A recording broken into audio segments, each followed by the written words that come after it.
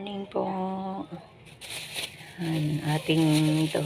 Bili ako ng chicken, guys. Ilalagay natin sa balatong. Magluluto po ang lola ng balatong. Dami pang ligpitin ni lola. Pagdating na umaga, guys, ang daming trabaho. Tanyo ang aking ligpitin. Ayan. Ayan pa. Puno ang aking lababo ng ligpitin. Ayan. Bababara natin ang tubig kasi matigas. Hindi natin matatagtad yun. Ayan, guys.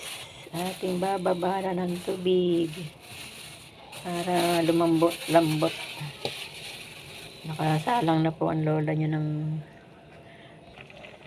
ayan, guys. Malambot na yung balatong ko. Ayan, ito na. Ayan, magluluto tayo ng balatong. Ayan, thank you, guys.